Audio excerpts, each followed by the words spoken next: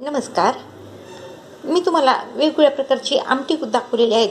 पण आज जी आमटी दाखवणार आहेत, जे लोक खूप तिखट आणि झणझणीत खातात त्यांच्यासाठी ही जी आमटी आहे, ह्या आमटीचं नाव आहे ठेशाची आमटी.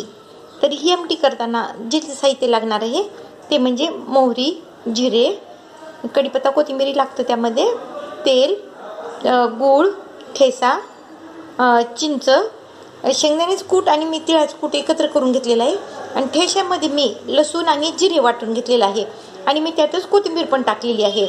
अशा प्रकारे मी मिरची, कोथिंबीर, लसूण आणि जिरे असं वाटून घेतलेलं आहे. तर यामध्ये मीठ एक लागणारं साहित्य आहे. त्यामध्ये लागतं मीठ आणि हळद. तर आता सर्वप्रथम आपण तेल टाकून आपण जी आमटी आहे ती तयार करून घेऊयात. जेवढी करायचं आहे तेवढं आपण पाणी घ्यायचं आहे. मी 1 वाटी आमटी तयार करणार आहे, तर त्यासाठी मी 1 वाटीच पाणी घेतलेलं आहे. त्यासोबतच तिळाचं कूट आणि शेंगदाण्याचं कूट पण घेतलेलं आहे. तर आपण आता आमटी फोडणी टाकूयात. आणि जेवढ्या भाज्या आपण लोखंडी कढईत खाऊ तेवढं आपल्या शरीरासाठी पौष्टिक असतं. कारण आमटीतून म्हणजे कोणत्याही भाज्यातून किंवा कढईत जे आपण लोखंडी कढईत टाकतो त्यातून आपल्याला लोह भेटतं. आता आपण यामध्ये मोहरी टाकून घेऊयात. मोहरी आणि जिरे टाकून घेतलेले आहेत मी. त्यातच मी ठेसा जो की लसूण आणि जिरे घालून वाटलेला आहे, त्यातच मी कोथिंबीर पण टाकलेली आहे. आता तो ठेसा आपण टाकून घ्यायचा, चांगला परतून घ्यायचा. त्यातच आपण थोडीशी हळद टाकून घेऊयात.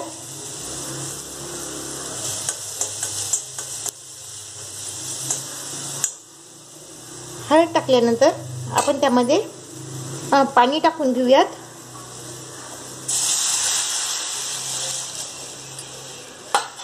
पाणी टाकल्यानंतर आपण त्यामध्ये मीठ टाकून घेऊयात. मीठ,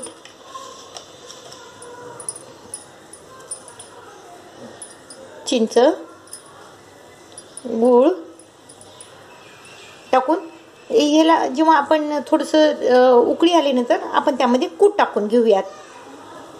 आपण टाकूयात त्यामध्ये तिळाचं कूट आणि शेंगदाण्याचं कूट.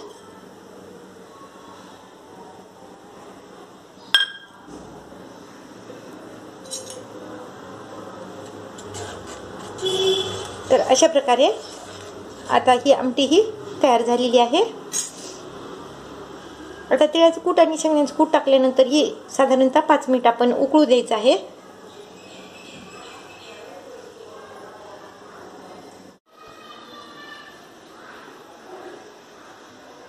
ठेशाची झणझणीत आमटी.